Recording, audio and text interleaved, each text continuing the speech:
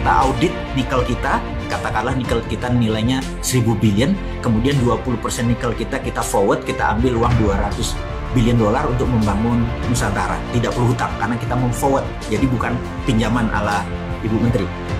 Ini beda, karena ini kan negeri Sontoloyo ya, bukan negeri yang di seberang itu.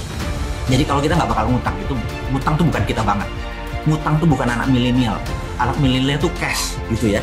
Karena kita kaya, bener nggak? Ngapain ngutang? Sontoloyo ini jadi presiden. Contoh ini ya, jangan ngarepin, saya nggak akan pernah mau. Jadi suatu hari Menteri PUPR datang, lapor Pak Presiden, kita perlu bangun 1 juta rumah. Oke? Terus Menteri BUMN, Anda perlu berapa? Perlu 100 triliun Pak. Oke, Menteri Keuangan, print 100 triliun, kasih Menteri BUMN, kemudian Menteri BUMN itu akan membagikan uang 100 triliun itu kepada pabrik, misalnya pabrik baja untuk besi, pabrik kusen kayu, pabrik paku, pabrik bata, dan semua tidak boleh ada unsur impor. Jadi semuanya lokal, dan begitu bangunan itu dibangun, jadi tidak boleh ada bunga. Orang bayar tidak boleh ada bunga. Kemudian tidak boleh harga dinaikkan.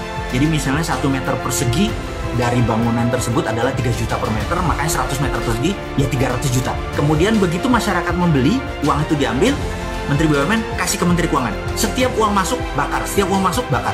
Kemudian 5 tahun kemudian begitu gedung jadi, gedung itu dibeli oleh masyarakat, uangnya masuk lagi, bakar senilai yang sama. Apa yang terjadi? 100 triliun tersebut dibakar. Kemudian underlay-nya adalah perumahan yang 1 juta unit tadi. Inflasinya di mana? Nggak ada. Itulah yang dibangun oleh Cina. Kenapa Cina segitu besar? Jadi Cina membangun itu berdasarkan project.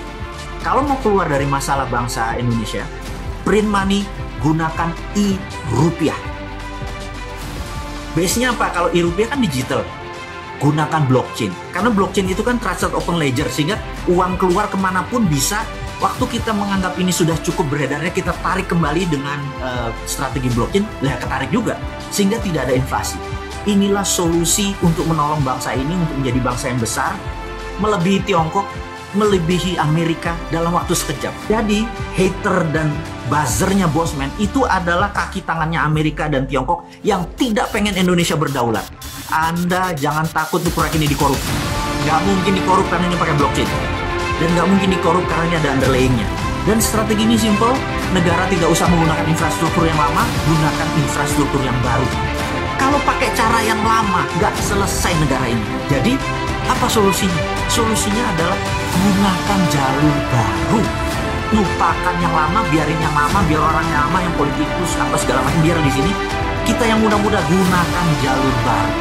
Itulah yang akan kita lakukan segera, gunakan e-rupiah.